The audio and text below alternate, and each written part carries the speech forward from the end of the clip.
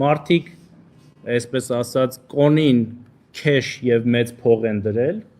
եւ դրա համար պետք է պատժվեն, որովհետեւ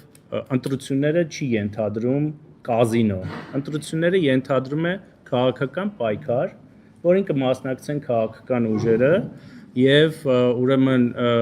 կշահեն կամ չեն շահի քաղաքացիների քվեն, իրենց աշխատանքով, իրենց լիդերների կարողությամբ, իրենց լիդերների քաղաքական, այսպես մտքի թռիչքով կամ դրա բացակայության պատճառով եւ այլն։ Ինչ վերաբերում է ակտիվությանը, ես արդեն ժողովրդի հարցին պատասխանելիս ասացի, որ մենք կարծում ենք, որ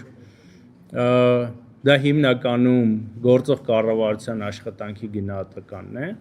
բայց ես կարծում եմ, որ նաև այստեղ ամենայն հավանականությամբ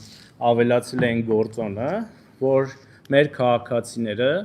որոնք երբեմն անտարբերություն են ունենում ընտրությունների նկատմամբ,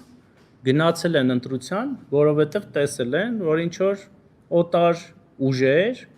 մեր երկքաղաքացիներին եւ քաղաքացիներին օգտագործելով փորձում են քաղաքական իրավիճակ փոխել Հայաստանի Հանրապետությունում եւ մարդը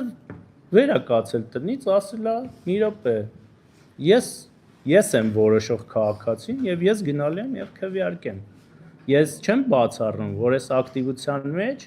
որոշ տոկոս կարող է լինել նաեւ այդ ապօրինի գործունեությունը եւ ընտրակաշառքը ես կարծում եմ, որ ոչ եւ արդյունքները դա ցույց կտան։